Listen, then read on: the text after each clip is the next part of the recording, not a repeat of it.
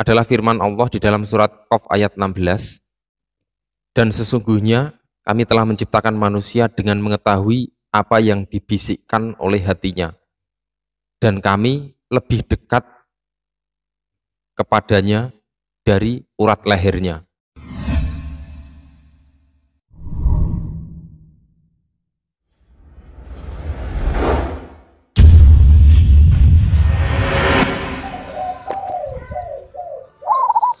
Assalamualaikum warahmatullahi wabarakatuh. Bismillahirrahmanirrahim. Alhamdulillah, bertemu lagi dengan kami, Syekh Jati Channel. Pada tema video kami kali ini akan berusaha untuk mencoba membuka rahasia jakun atau tenggorokan manusia. Tapi sebelum kita lanjutkan video kita kali ini, silahkan like dan subscribe channel kami.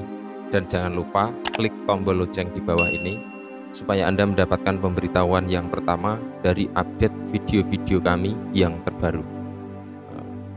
Para sahabat semua, mari kita langsung saja masuk pada tema kita kali ini.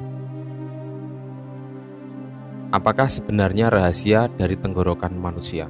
Di dalam teknik atau sistem jalan pencarian menuju Tuhan, sudah sangat banyak sekali yang diturunkan Allah Subhanahu wa Ta'ala kepada makhluknya. Misalnya dengan jalan lahiriah atau syar'i seperti melaksanakan sholat, puasa, zakat, atau melaksanakan ibadah haji bagi yang mampu, atau mungkin berzikir dan berbuat baik dan lain sebagainya.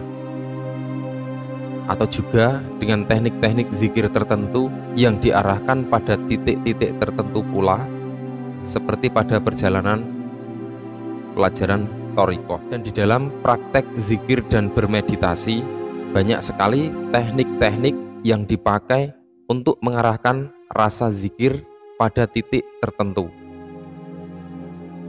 Dan pada season kali ini, kami memberikan pandangan untuk mengetahui jalan yang terdekat atau yang lebih dekat untuk sampai kepada yang terdekat kepada Allah Subhanahu wa Ta'ala pada diri kita. Maka para sahabat semua boleh memilih jalan yang sangat dekat sekali di dalam menuju Allah Subhanahu wa Ta'ala. Lalu apakah jalan yang terdekat itu? Seperti yang sudah kami utarakan di depan video kami tadi, kami akan mengupas urat leher, jakun atau tenggorokan. Bagaimana bisa seperti itu? Mari kita lihat keterangan selanjutnya. Perlu kita ketahui sekilas beberapa fakta dan cerita bahwa di dalam perjalanan spiritual untuk menemukan jati diri dalam bertauhid banyak faktor yang mungkin di luar pemahaman kita. Dan mari kita masuk dalam contoh berikut ini. Yang pertama adalah firman Allah di dalam surat Qaf ayat 16. Di situ tertulis jelas tentang kedekatan Allah dengan manusia. Dan sesungguhnya kami telah menciptakan manusia dengan mengetahui apa yang dibisikkan oleh hatinya. Dan kami lebih dekat kepadanya dari urat lehernya. Dari petikan ayat di atas ternyata dijelaskan bahwa jalan yang terdekat antara Allah dengan manusia adalah bukan pada raga, bukan pada hati, bukan pada otak, bukan pada budi, dan bukan pula pada nafas, melainkan urat leher yang terdekat dengan Tuhan. Dan ini bisa kita siasati di sekitar jakun, atau dalam bahasa Jawa adalah kolomenjing. Yang kedua, dari ilmu cakra. Di dalam penganut ilmu cakra, mereka juga melihat titik-titik cahaya atau cakra yang ada pada leher manusia, yaitu cakra kehidupan. Cakra yang ada pada tenggorokan ini dipercaya sebagai pusat penciptaan atau kreativitas dan hubungan hidup dan kehidupan antara sesama manusia, sesama makhluk Tuhan, dan hubungan kepada Tuhan itu sendiri. Yang ketiga adalah pada saat sakaratul maut. Saat itu adalah saat manusia meregang nyawa. Banyak diceritakan bahwa pada saat itu manusia merasakan sakit yang teramat sangat pada saat nyawa melewati tenggorokan. Yang keempat adalah buah kuldi. Di dalam kisah lain, pada saat Nabi Adam alaihissalam melanggar larangan Allah Subhanahu wa taala memakan buah kuldi, dan pada saat itu dimakannya, lalu Allah menegurnya, dan seketika itu juga Nabi Adam kaget dan buah tersebut tersendat dan berhenti di tenggorokan. Dan berbarengan dengan itu, Siti Hawa terhenti di dada kiri dan kanannya. Jika memang benar dari beberapa fakta dan cerita di atas, karena buah kuldi tersebut Nabi Adam alaihissalam diturunkan ke bumi dan mengalami kesenangan dan kesengsaraan, maka mungkin dari buah kuldi tersebutlah kita bisa kembali untuk mengetahui rahasia alam dan kemuliaan Allah Subhanahu wa taala. Dan cerita-cerita tersebut adalah sebuah kiasan yang harus kita artikan. Lalu jika kita meregang nyawa saat terasa sakit sekali di tenggorokan, apakah itu salah satu pintu keluar masuknya ruh manusia? Jika memang pemahaman tentang ilmu-ilmu cakra tenggorokan ada, apakah sebenarnya jenis cakra tersebut?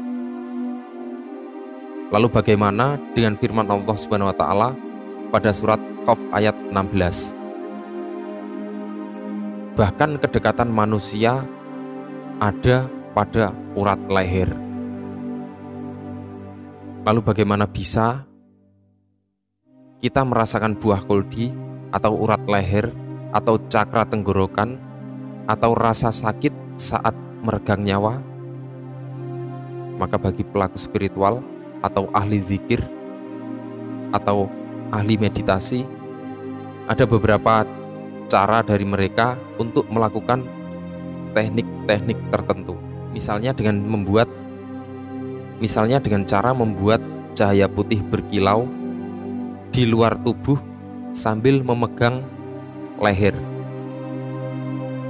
hingga terasa pada ikatan raga putus dengan alam penciptaan, atau menggulung, atau dengan melafalkan aku atau anna. Mereka juga ada yang menggunakan lafal syahadat atau kesaksian, atau mungkin salam pada sukma sejati atau guru sejati jika memakai. Pegang jakun atas, kiri, dan kanan dengan ketiga jari, lalu tekan beberapa saat, tekan sedikit ke dalam bagian atas untuk beberapa saat, lalu rasakan dengan benar-benar kuat dan ingat-ingat rasa sakit tersebut. Setelah betul-betul ingat dengan rasa sakit tersebut, rasa sakit di tenggorokan, masukkan setiap zikir dalam rasa tersebut. Dan cara untuk memasukkan ke dalam penjiwaan rasa, pegang jakun, lalu sedikit tekan ke dalam bagian atas hingga terasa sakit seperti keadaan susah bernafas, dan lepaskan. Maka ingat-ingat rasa tersebut dengan kuat, lalu masukkan dalam teknik zikir dalam rasa tersebut. Ingat, teknik ini hanya untuk mengambil rasanya saja hingga sampai terasa membekas dalam zikir, dan bukan untuk menyakiti. Maka dalam beberapa versi cerita akan timbul pertanyaan, sebenarnya apakah buah kuldi itu? Apakah jalan pati ada di jakun atau tenggorokan? Apakah jalan hidup ada di jakun atau tenggorokan? Ingatlah, segala proses penyembelihan hewan adalah melalui leher. Hukum gantung diri juga melalui leher. Dengan terputusnya 3 jalur vital tubuh manusia, yakni jalur makanan dan minuman, kemudian sepasang jalur darah dari jantung dan menuju jantung, dan yang terakhir adalah terputusnya jalur nafas ke paru-paru, maka asupan makanan adalah wujud lahir. Jalur darah adalah nyawa, dan jalur keluar masuk nafas adalah nafs atau hidup. Itu adalah jalur-jalur vital lahiriah dan batiniah manusia.